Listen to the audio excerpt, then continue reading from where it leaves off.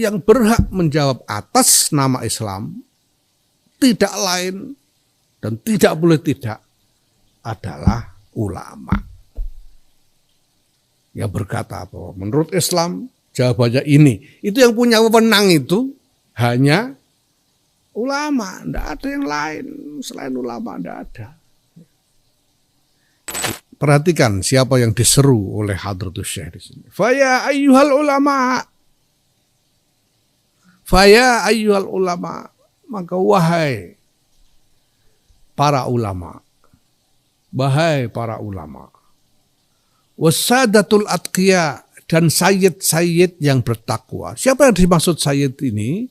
Sayyid-sayyid ini dimaksud sayyid-sayyid adalah dzurriyyatu Rasulullah sallallahu alaihi wasallam. Memang ada dari dulu, kita semuanya mengaku, para ulama kita ada dzurriyyah Rasulullah sallallahu alaihi wasallam. Ya, siapa mereka itu? Saya mendapat keterangan dari Sayyid Syekh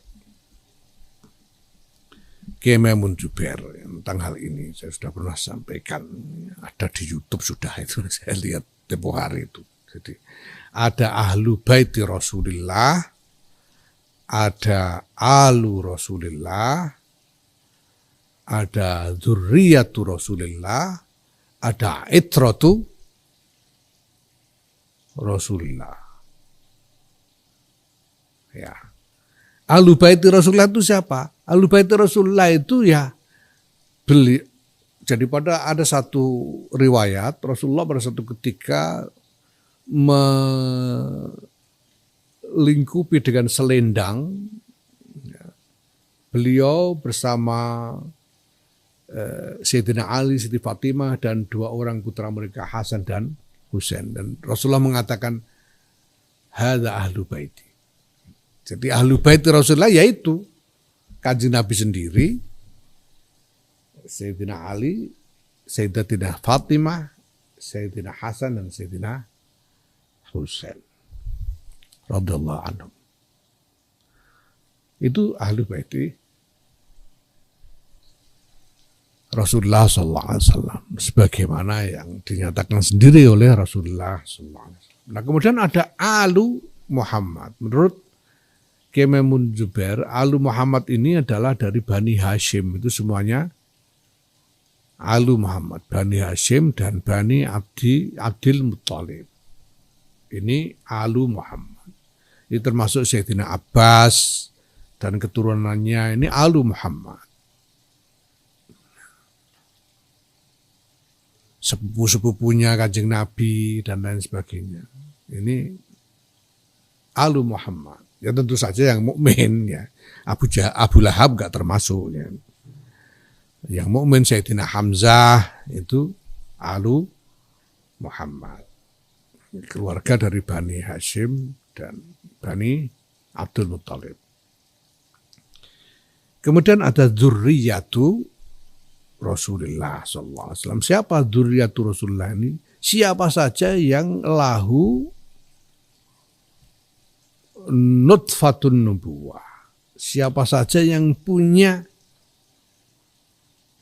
garis keturunan baik dari laki-laki maupun perempuan, itu dzurriyyatu Muhammadin sallallahu alaihi wasallam. Kita tahu bahwa kalau yang diklaim sebagai keturunan Nabi yang terkenal sekarang ini adalah dari keturunan Sayyidatina Fatimah. Ya, itu berarti perempuan. Yang dihitung itu dari nasab, dari jalur perempuan. Ya. Makanya nggak dibilang dzurriyyatu Ali, nggak dibilang dzurriyyatu Ali karamallahu wajhan, dzurriyyatu Muhammad, walaupun dari perempuan Siti Fatimah. Dan putra Siti Fatimah yang kemudian punya keturunan itu bukan cuma Sayyidina Hasan dan Sayyidina Husain, ada yang lain, ada Ummu Kulsum dan lain-lain. Yang punya keturunan juga. Kemudian Kiai Maimun juga menyebut Siti Ruqayyah dan Siti Zainab itu juga ada keturunannya. Ini semuanya dzurriyyatu Rasulullah. Baik dari jalur laki-laki maupun perempuan.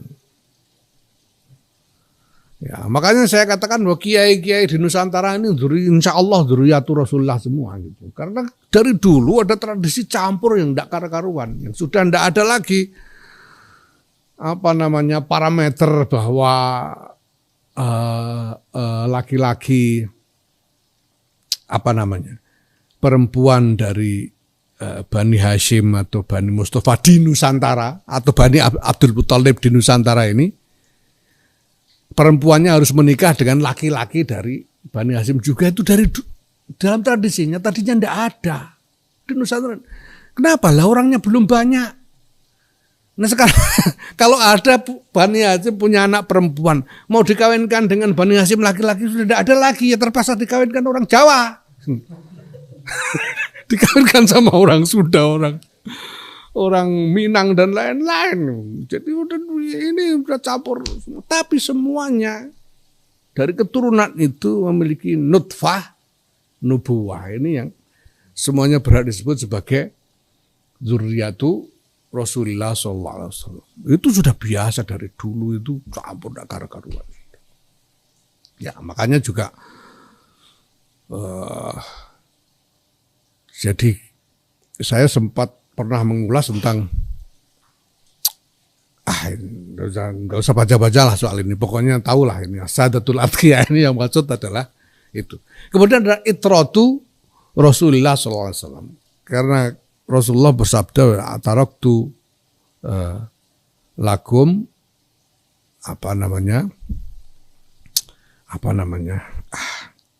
pokoknya aku meninggalkanmu dua hal. Ya idza tamassaktum bima lam tadil. Kalau kalian berpegang teguh pada dua ini, kalian tidak akan sesat.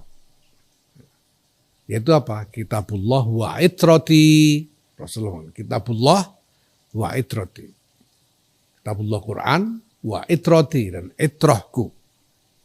Atau kama qala sallallahu alaihi wasallam. Nah, itrah ini menurut Kiai Maimun adalah keturunan Rasulullah yang dari generasi ke generasi ini alim semua.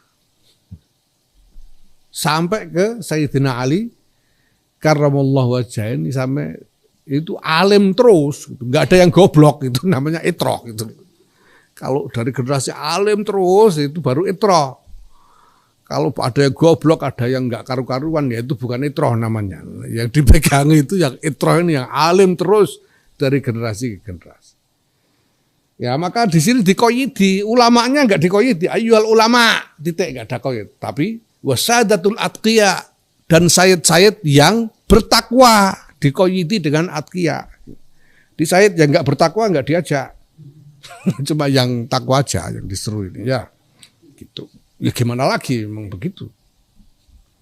Min ahli sunnati wal jamaah, dari kalangan ahli sunnah wal jamaah.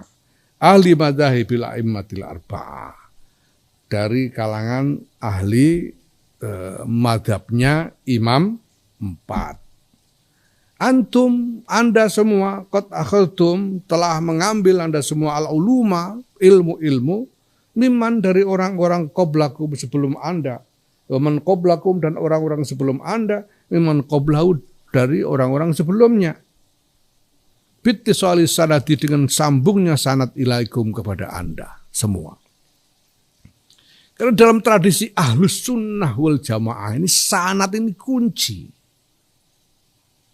Tidak sah orang disebut alim kalau tidak jelas sanadnya, gitu ya. Itu tidak sah. Sanad ini kunci. Saya sudah terangkan sejak awal ketika bicara tentang Rasulullah sebagai sirajan munira, tentang sanad ini. Ini kunci. Karena agama tidak boleh ngarang sendiri itu. Sudah sampaikan kemarin. Agama tidak boleh ngarang sendiri. Sanad ini kunci. Ini bagian dari keyakinan ahlus sunnah wal jamaah. Ulamanya, ulama ahli sunnah yang dianggap termasuk dalam ulama ahlus sunnah wal jamaah ini, ulama yang punya sanad. Kalau ndak punya sanad, cuma nemu dalil dari sobekan koran, dari Sobekan kalender dan sebagainya. Ya enggak termasuk ulama ahli sunnah wal jamaah, walaupun mungkin alim. Tapi kalau enggak ada sanad, enggak. Ini sanad penting. Nah karena di dalam Ahlussunnah wal Jamaah ini mereka yang punya sanad ini yang punya wewenang keagamaan. Ya. Mereka ini yang punya sanad ini. Ya. Wa tanzuruna amman ta'khuduna dinakum, dan Anda semua telah mewaspadai dari mana, ya, amman dari siapa, ta'khuduna Anda mengambil dinakum agama Anda. Jadi ulama Ahlussunnah itu kalau mau berguru itu tidak sembarangan. Guru itu nyari guru yang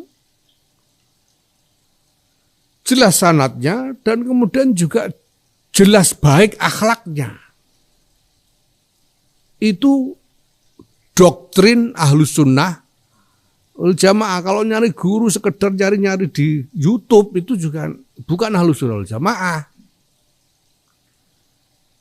Nyari yang jelas sanadnya dan jelas baik akhlaknya, jelas mulia akhlak, itu guru. Ya, nanti ada dalilnya itu. Ya. Jadi selalu hati-hati dalam memilih guru, karena dari gurulah kita mengambil agama. Kita mengambil agama ini dari guru, dan agama itu saya sudah bilang tempo hari tidak cuma soal pemahaman akal, tidak cuma soal laku lahiriah, tapi ada dimensi ruhaniyah yang paling menentukan di situ. Nah karena para ulama ahli sunnah wal jamaah ini disiplin di dalam doktrin sanad dan doktrin meneliti guru-guru ini, maka mereka punya wewenang. Jika dikatakan fa'antum, maka Anda semua adalah khazanatuha, gudang-gudangnya ilmu, wa abwabuha, dan pintu-pintunya ilmu. Wala tu'tul buyuta, dan janganlah kalian semua memasuki rumah illa min abwabiha, kecuali dari pintu-pintunya. Faman, maka barang siapa ataha memasuki rumah-rumah min ghairi abwabiha, tidak dari pintu-pintunya, orang macam itu yang masuk rumah ini rumah itu masuk tapi tidak lewat pintu, itu sumnya dinamai sarikon, maling. Jadi masuk rumah itu lewat pintu, kalau masuk rumah sana rumah sini enggak lewat pintu, lewat gendeng semua, maling namanya gitu. Gitu. Nah ini kenapa? Ini yang pertama-tama diajak. Karena yang dibutuhkan oleh dunia, oleh umat adalah jawaban dari agama. Dan yang berhak menjawab atas nama agama itu sekali lagi adalah ulama. Maka Hadratus Syekh Muhammad Hasyim Asy'ari memulai semua ini dengan menyeru para ulama.